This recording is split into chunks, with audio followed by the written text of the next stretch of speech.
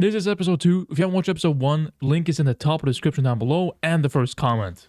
Let's hop right in. Something weird happened though when I booted up the save. We are 5 years back in time. We're now in 1089 and last episode we were in 1094. And so we have some catching up to do. We killed some looters, we talked to Haltar again, and we joined the Nordvig. And of course the first Sturgeon Nord War is happening. So we go down, kill some Sturgeons, raid their village. You know, we do the proper things that has to be done. And we talk to Doghill again to, you know, get the marriage going. Yeah, easy marriage. Oh, it's beautiful. Very, very beautiful indeed. And then we also get ourselves some ships. One long ship, one Drakkar. And we get a trade agreement with the Kuzite. I don't know why we want to help those people. And we then have a second war with the Sturgeons. Now it's 1092 and we're kind of more back to where we were because we did a little bit of a speed run. And so we crash onto the Sturgeon shores and we launch a little bit of a D-Day. Take down their militia and we start raiding their villages because, you know, easy money, we're Vikings, that's what we do. After this, Doghill actually gives birth. Is that how you say gives birth? It gives birth? Yeah, gives birth to her first child. Wow, how nice. I need to study English. And we raid the second village. These guys have more militia, but it doesn't matter because we kill them all. We take all their juicy gear. We raid the second village, but sadly we don't get a second child. That doesn't really matter. We then go and chase down a convoy from the Sturgeons. This is where real money is made on the seas. This is where pirates make good bucks. They offer us 2k to leave them alone. We say hell no, and we take them prisoner. We can then ransom them off, and on top of that we get all their loot, which is really nice. We then sell off their ships, and we sell off our loot that we have gotten, and we get 15k on top of it. We have quite the money now, and we donate these prisoners into the dungeon, and we get 84 influence. That's a lot of influence. I then start to assemble an army. We have a lot of influence. It's time that we use this for something good because, like we know in Bannerlord, AI leaders, they suck. They just, whenever you join a kingdom or whatever, they just stop working. It's like, I don't know, they downgrade. They get a virus, something like that. And so we head over to Balgard with our 800 strong army. And here I figure out that you can't launch a dockyard landing D-Day ultimate city invasion. Pretty sad. They should add that. And so we walk onto land, go to the gates, which is the most heavily defended place of the city, and we start sieging it. It kind of doesn't make any sense, but here we are. Start sieging, we get our trebs, we also get a friendly army with us, who's 482 strong, and we're about to launch the attack. What? What do you mean? Oh my god. We were just about to take the siege. Oh my god, man. I can't. Damn. We were so close as well. Oh, okay, let's look for some companions because I'm gonna set up some caravans. We have downtime, let's just make a lot of money. And so that's what we do. Instead of being sad, we go productive mode.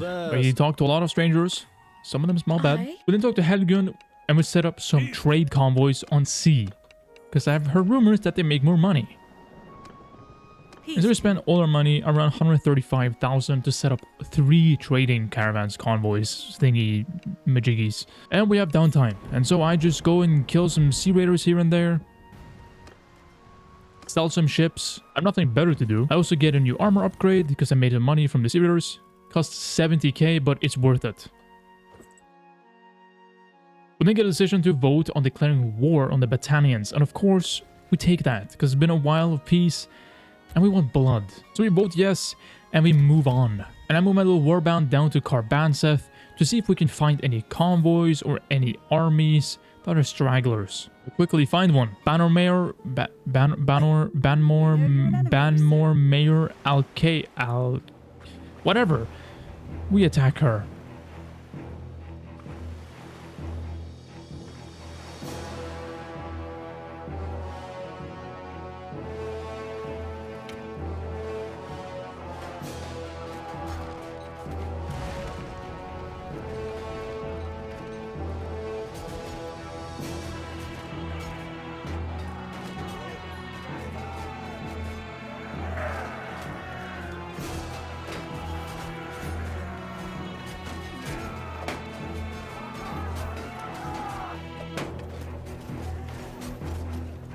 Yeah, they're spawning units from the bottom.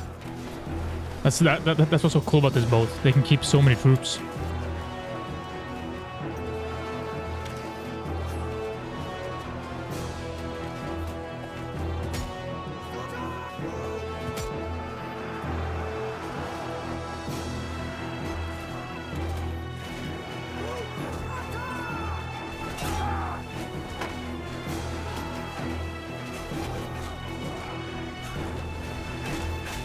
No!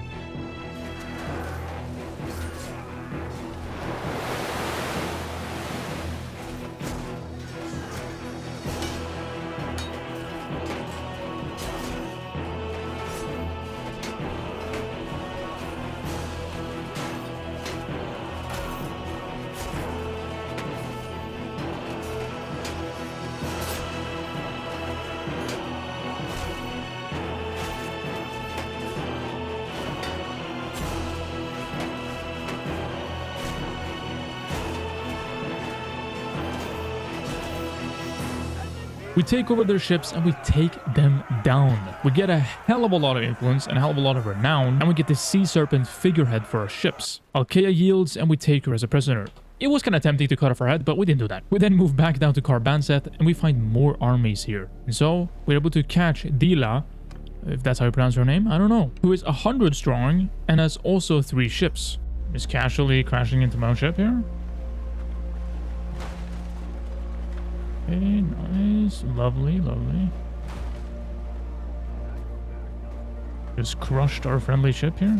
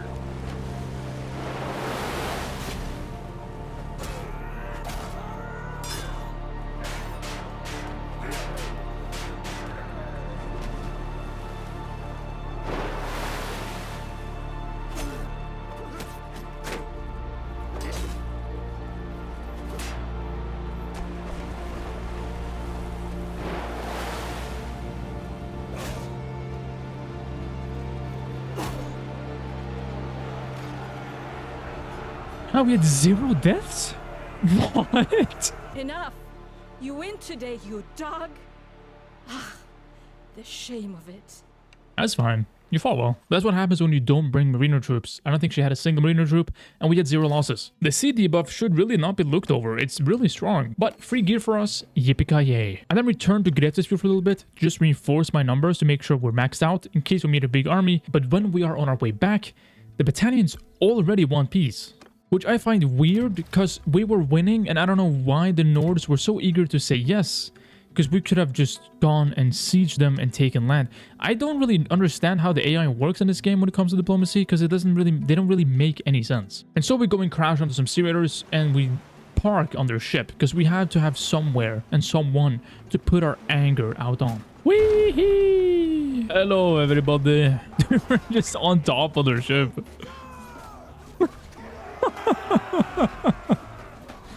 Yeah, we're just gonna park here. Sorry, boys. Oh, we can also use a hook. Oh, that's so cool. I didn't know that we could also use it. I thought it was... Oh, shit. What the fuck? We just casually parked like that. After learning a lot from that battle, we move on. And surprisingly, we're also clan tier 3. Hell yeah. We can now have 180 troops under our command, which is crazy. And on top of unlocking 180 troop capacity, we also vote to declare war on the Khuzaits. This is not going to be easy. Khuzaits are one of the strongest factions in Bannerlord, and they have been that since launch. It usually is Khuzait and Valandia that will win. And I don't mean against players, I mean against AI. Khuzait and Valandia always win against other AI factions. I don't know why. And they still haven't balanced this. I then decide we need some better armor. And so I get a Berserker helmet and we move on down and we find one hell of an army. And I realize already here, we're probably lost. Ooh, I'm here to help you, man. I got you, Shadowbone. He's pushing forward. We'll do the same. We'll engage. I'm gonna put archers on skirmish. Let's see, they don't really have a lot of horsemen. They're mostly infantry. Yeah, let's keep moving. Let's keep moving. Oh yeah, they have a lot of Darkons. Keep moving, keep moving. Field wall.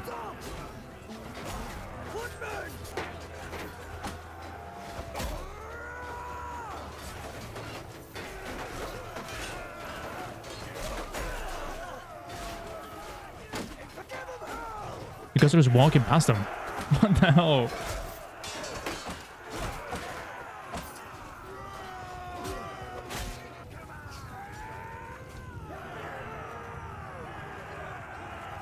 Well, they got deleted. Holy hell. Our army is starting to become quite a menace. We have 30 berserkers, and it's starting to show how much power they really have. The same with the Ulfheden. Then go to raid Alov, and a few days later, I raise an army. And I'm raising this army as a response to an enemy army that is nearby, 1,300 strong, and we also have another friendly army. And I'm trying to wait for the other members to join the army while Horgard tries to kite the enemy. It doesn't take that long before Horgard makes a misplay, of course, and he gets caught by the 1,300. And of course, we can't save him because we will be outnumbered, and this is a real high-tier Khuzite army. And so we wait until Kanuhan goes and sieges Ulrikshorn. We wait on the siege, wait until the numbers drop, and then we attack, hoping for a decisive victory. I want a way wider formation than this. That, so we can catch the horse archers a lot easier. Actually, we'll just take the high ground instead. Our archers will still skirmish behind, and our infantry will soak up the arrows when the horse archers come. Yeah, okay, nice. The archers are already fanning out. It's about to give them order to fan out, but they're doing it on their own. We're just gonna ignore the horse archers because we don't need to really care about them. We have cavalry here, 29 cavalry on our side, helping out. Yeah, I'm gonna give the order to start throwing.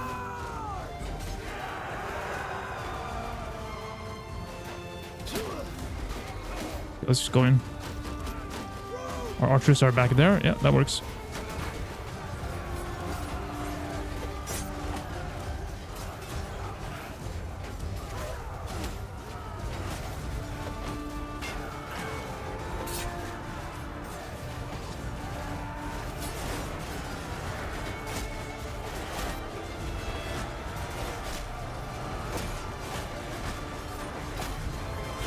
Cataphracts, wow.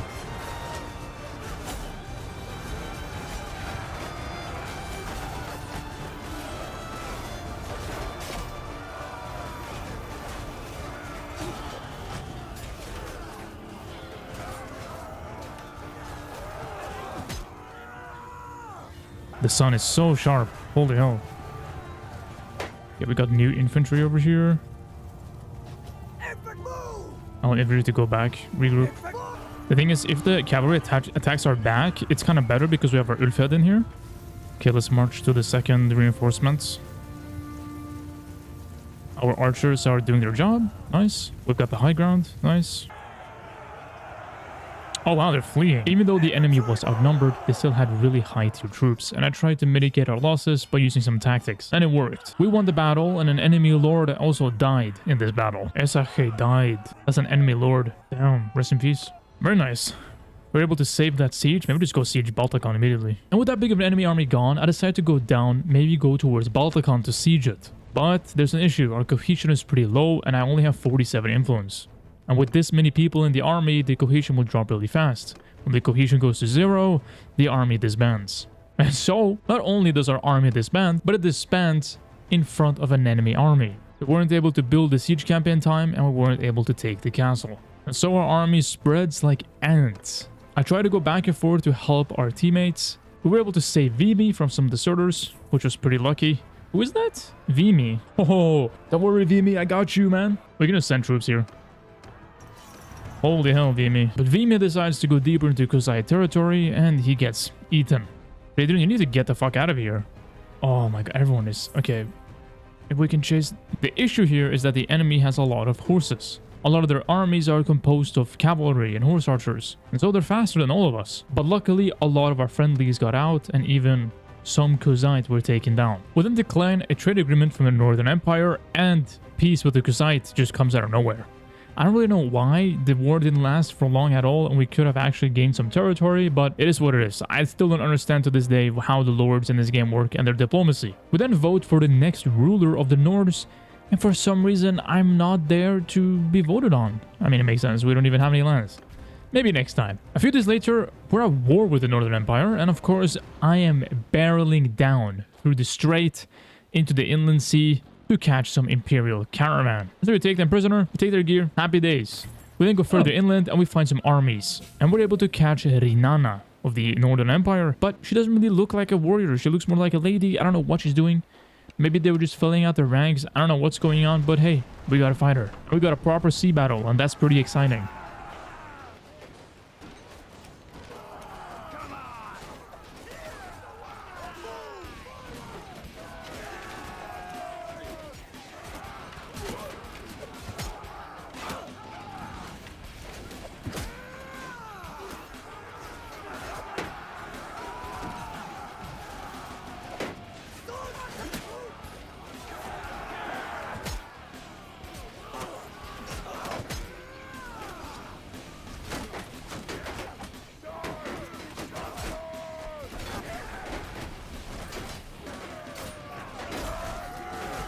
Oh, we absolutely massacred them. We only had one death, which is just insane. The Berserkers, they're too good, way too good. We then take her ship, the Liburna, because it's pretty upgraded and it's also a really cool ship. We then go back to where we were earlier and we're able to find one more lord. And so we meet them at sea. Hola.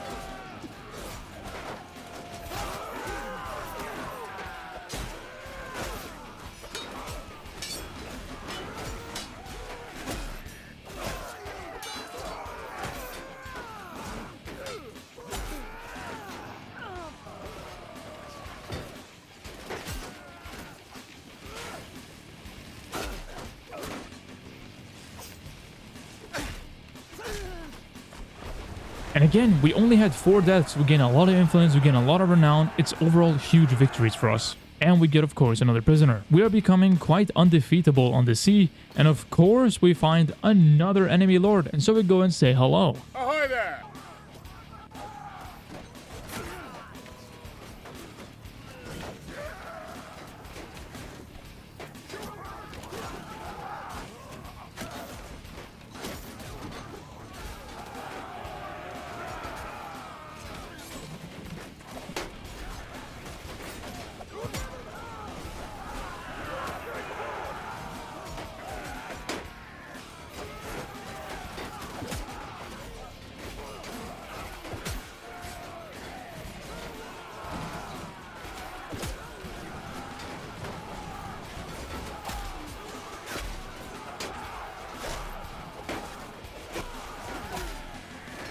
Oof. And again, we only had 5 deaths. This is insane. The Berserkers are really showing how strong they are. I then go to sell off a lot of these ships that we got. A lot of them were really highly upgraded, which makes sense because they're lords ships. I then also donate a lot of the prisoners into Gretes feud, which gives us a lot of influence. And of course, for some reason, the Nords want peace with the Northern Empire again. I don't know why the Nords want these short wars with no gain. We could easily get a fief if just someone would have made an army, or if they allowed me to get some more renown to make an army and take a settlement. But these wars don't even last long enough to do that. And I'm sitting here with my army of 1,300 strong that I was ready to take all the coastal settlements of Northern Empire, but I guess not.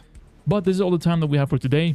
If you like this video, then drop a like, maybe subscribe, tell me what you thought in the comments down below. And I hope you guys are having a really good day, and I'll see you guys another time. Thanks for watching.